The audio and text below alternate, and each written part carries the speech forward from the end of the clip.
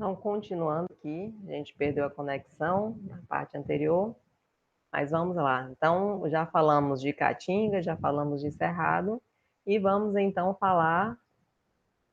falamos também da vegetação litorânea, e vamos falar dos ecótonos, também chamados de áreas de transição ou áreas de tensão ecológica, que são basicamente dois no estado do Piauí. A gente tem uma zona de transição entre Caatinga e Floresta Atlântica, aqui nessa, desculpa, Mata Floresta Amazônica, aqui nessa região mais ao norte, mais próximo ao Rio Parnaíba, que essa região a gente chama de região meio norte, ou também chama de região de floresta, é uma floresta onde é dominada por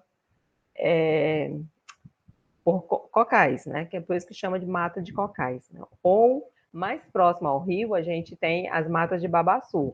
Mais distante um pouquinho, como ali em Campo Maior, a gente vai ter como palmeira dominante a carnaúba. Mas sempre a gente, nessa região aqui, que vai até o sul, assim, até Floriano, pelo menos, né? Floriano, vindo aqui para cima, para União, para José de Freitas e outros municípios aqui mais sentido norte, a gente vai ter, então, essas matas de cocais. E temos também a transição Caatinga-Cerrado, que é conhecida aqui como Carrasco.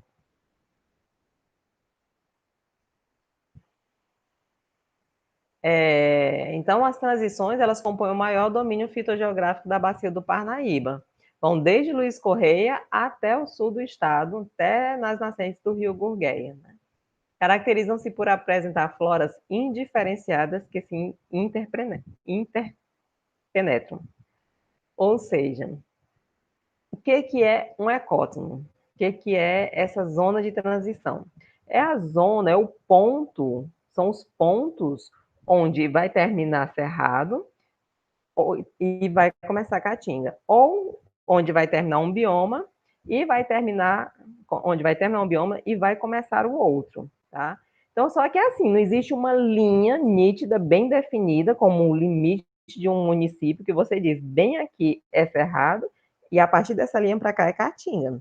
Então, há uma transição, e nessa transição vem espécies de um bioma e vem espécies de outra, e elas se interpenetram, elas se misturam.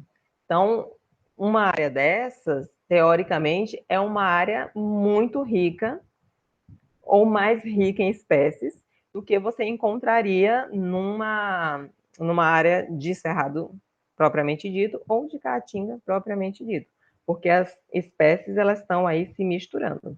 Na verdade, existem duas teorias para essa questão, tá? Uma diz que há essa interpenetração e outra diz que há espécies diferenciadas, tá?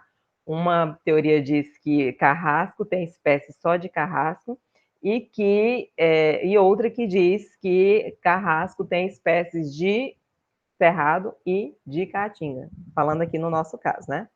O clima vai variar de semiárido a úmido, porque como pega desde o sul do Piauí até o norte, a gente tem um pouco essa variação climática ao longo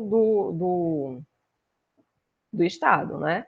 A precipitação vai variar de 700 a 1.500 milímetros, e o déficit hídrico, ou seja, a falta de chuvas, ela pode se dar aí entre 6 até 9 meses. Lembrando que a gente está falando aqui de áreas com influência de caatinga, né? Então, até 9 meses pode ser sem precipitação. Bom, então aí, como eu falei para vocês, a gente tem duas zonas de transição aqui, tem duas áreas de contato ou ecótono, que é essa da Amazônia e Caatinga, da região que é chamada de região meio norte, onde estão inseridas as matas de babaçu, também chamada de matas de cocais, e também a transição Cerrado-Caatinga, que aqui é conhecido como Carrasco, mas que também pega, essa transição Cerrado-Caatinga também pega outros estados do Brasil. Então, aqui, como eu falei, né, existe uma teoria de que há uma maior biodiversidade nos ecótonos por conta dessa interpenetração de dois biomas. Então, aqui, tem as espécies de campo e aqui as espécies de floresta decídua. Aqui é o ecótono, é o limite, é a transição entre os dois ecossistemas. E aí, de acordo com essa teoria, nós teríamos espécies da floresta aqui e teríamos espécies de campo aqui. Isso faria com que a riqueza em espécies aumentasse. Falando um pouco aí do carrasco, é uma formação vegetal individualizada, constituída por espécies próprias, mas, para ser bem sincera, nas minhas pesquisas que eu tenho, porque ali o município de Bom Jesus já é considerado como tendo carrasco, né? Já é considerado dentro dessa transição. E as minhas pesquisas com levantamento florístico não me mostram essas espécies próprias, típicas de carrasco. Pelo contrário, quando a gente faz o levantamento, tanto aparece alguma outra espécie de cerrado, quanto aparecem espécies de caatinga, né? Mas Figueiredo, 1986, diz que o carrasco tem suas próprias espécies, né? E também tem espécies formadas, espécies que são oriundas de outras formações que estão próximas, como é o caso da floresta, o cerrado e a caatinga. Aí falando então dessa zona de transição chamada Matas de Babaçu, acredita-se que o babaçu seja endêmico, originário do estado do Maranhão, porque não existe outro lugar no mundo que tenha tanto dessa palmeira como ali no estado do Maranhão. E de fato, se você sai de Teresina andando, quer seja para a zona de Palmeirais, quer seja por Caxias, essa região ela é dominada por palmeiras de babaçu.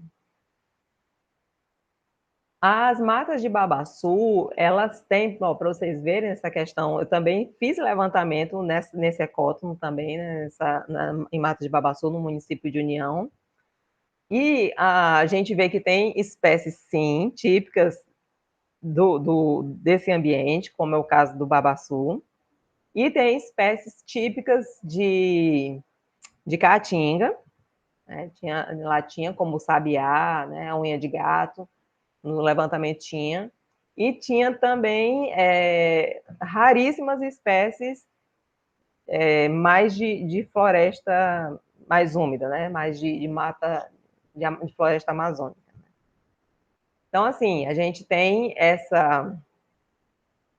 Nesse caso, né, diferente do carrasco, a gente tem aqui, sim, espécies típicas da transição, mas tem espécies também dos outros biomas circundantes, tá? Os solos são profundos, medianamente profundos, geralmente bem drenados, com ou sem a presença de cascalho. Nas áreas onde o babaçu aparece em maior densamento, constata-se que os períodos de estiagem não ultrapassam 6 meses, né? São locais mais chuvosos. De fato, o município de União, por exemplo, é uma das maiores precipitações que a gente tem no estado do Piauí. São 1.400 milímetros, né? Aqui, Teresina também é uma das maiores, 1.200 milímetros. O pessoal diz que é quente pra caramba, mas realmente é quente, mas quando chove, chove o período que chove, chove bem, né? Chove aí às vezes começando no finalzinho de dezembro até meados de maio, ou às vezes até se estende a junho, como foi o que aconteceu o ano passado. Esse ano, de fato, as chuvas encerraram no mês de maio, tradicionalmente. Pluviosidade de 800 a 1.000 milímetros, mas chove mais, tá? Chove mais, principalmente Caxias. Caxias chove muito bem, né? Aqui, já passando para o lado do Maranhão, já chove muito mais do que aqui. Inclusive, aqui em Teresina, a gente costuma dizer que está chovendo bem aqui em Timon, e quando passa a ponte, que chega em Teresina, a chuva né, já barra bem ali, não passa a ponte, a chuva não vem para Teresina. Às vezes, eu vinha de viagem de Caxias, estava caindo um toró na estrada, quando passava a ponte para Teresina, não tinha caído uma gota, né? Então, com certeza lá chove mais do que aqui, né? Temperatura média de floresta tropical, tá? 26, 27 graus. Vegetação já bastante descaracterizada pelas capoeiras, que são matas em sucessão secundária. E isso, quando você desmata, favorece muito o aparecimento do babaçu, porque ele é tipo Só não digo que pode até ser, né? Dizer que é tipo praga, porque é muito fruto, o índice de germinação dele é muito alto. Então, assim, se você está fazendo um levantamento dentro de uma mata de babaçu, é coisa horrível, porque o tanto de torceirazinha, de moita de babaçu que tem que cai dentro da parcela é simplesmente horrível, né? E tem, como eu falei também, outras palmeiras que vão estar presentes nas matas de babaçu, como a piaçava, a carnaúba, o tucum, que já é das áreas mais secas, o próprio buriti, nas áreas mais alagadas, a macaúba e o pati. E eu vou deixando aqui um exercíciozinho para vocês fazerem, tá certo? Pegando a aula de biomas brasileiros e de biomas piauienses, vocês vão fazer a lista de todas as fitofisionomias que foram citadas, da Mata Atlântica, do Pantanal, da Caatinga, do Cerrado, vão fazer essa lista e vão procurar fotos, imagens na internet para vocês verificarem como é que é, porque ou na gincana ou na prova final, a gente vai colocar essas imagens para você identificar que fitofisionomia é aquela que a gente está mostrando. Então, agradeço pela atenção de vocês. Uma boa tarde a todos.